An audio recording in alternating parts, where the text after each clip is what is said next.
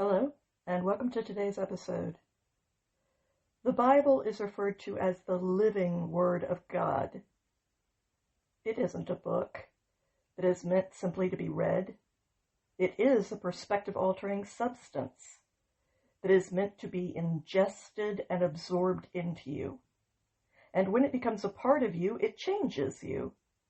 And that is exactly what it is meant to do. A psalm is a spiritual song based on a profound, foundational insight that is expressed in the form of music, which is usually played on a harp. This is my own paraphrase of the Psalms. Now, there is an important difference between a paraphrase and a translation, and it is important to understand what that difference is. A translation takes a text word by word, and it finds the most accurate word in another language to convey the meaning of that original word.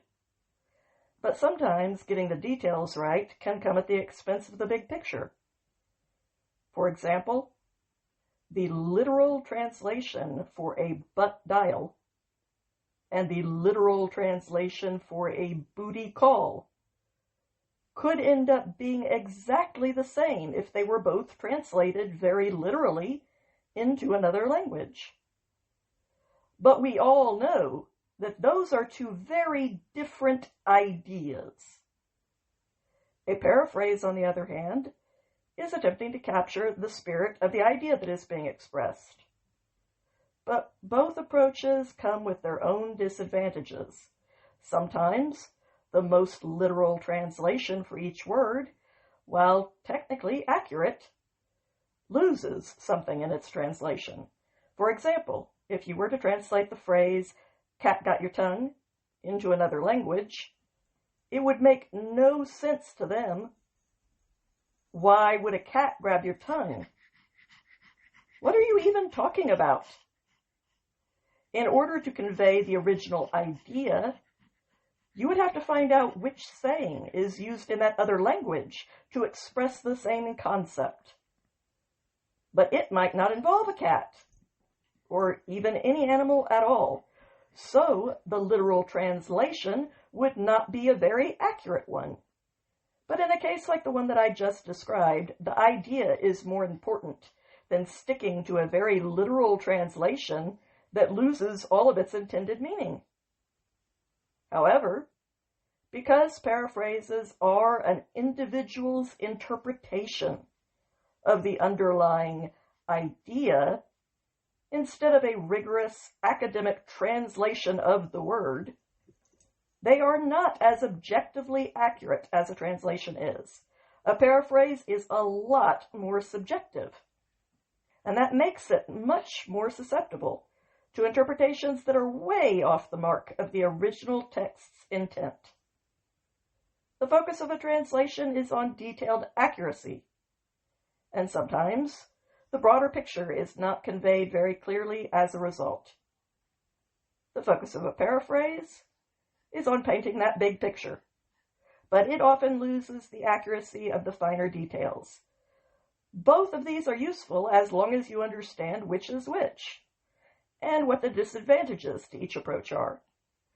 And that is why I recommend using both an accurate translation like the New American Standard and a responsible paraphrase. Psalm 30, a psalm of David that was sung at the dedication of the temple. I lift you up on a pedestal, Most High, idolizing you as my hero, because you have reached down and lifted me up when you could have simply let my enemies triumph over me, but you didn't.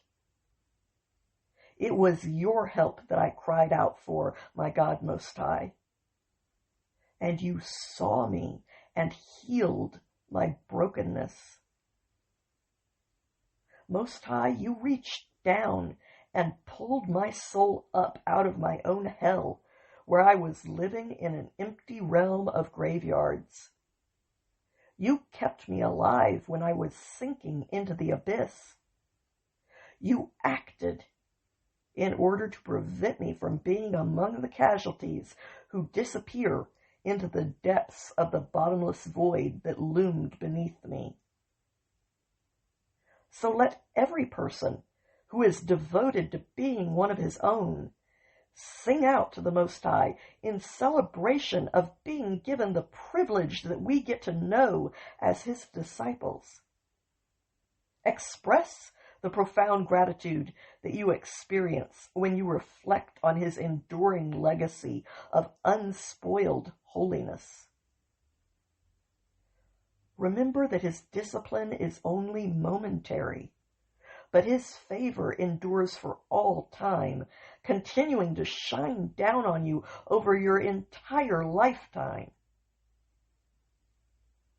It is true that in this world, weeping may indeed linger through a long, dark night, but a mighty shout of joy rings out when the dawn finally rises. When I was in a time of my life when I was surrounded by prosperity, I secretly believed that it would last forever. I said, nothing will ever rattle me again. Nothing can touch me now and topple me from this pinnacle that I've reached. But it was you, your favor, Most High, that enabled me to stand on that place of strength with the firmness of a mountain. And when you allowed me to experience a difficult time, when I could not see your face anymore, it completely unnerved me, and I became someone who was profoundly terrified. I called out for you, Most High. Actually, I begged the Most High, pleading for his mercy, saying, what value does my life's blood hold? What would be gained by my death? What good can come out of allowing my life to culminate in a sudden slide down into the final abyss? Can the dust that was once my bones still adore you? Will the soil that rests over the place where I lie proclaim your faithfulness to it and declare your truth out loud to others? O Most High, hear my plea. Grant me your favor and come to my aid, Most High. Be the champion fighting on my right side, my better half, my much mightier brother in arms. And for me, you turned my mourning into dancing. You ripped the grief that I wore around off of my body, and you clothed me with joy that is like armor.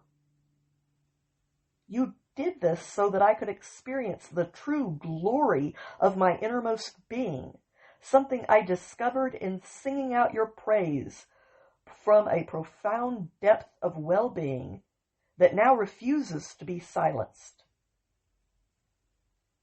For all of this, Most High my God, I will give thanks to you for all eternity.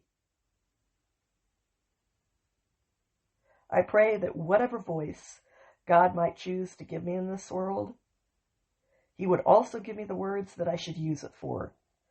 These words have meaning for me, and if they had some meaning for you as well, then I am truly grateful that we have both been given a gift from above and from each other. Have a good day out there, my friends.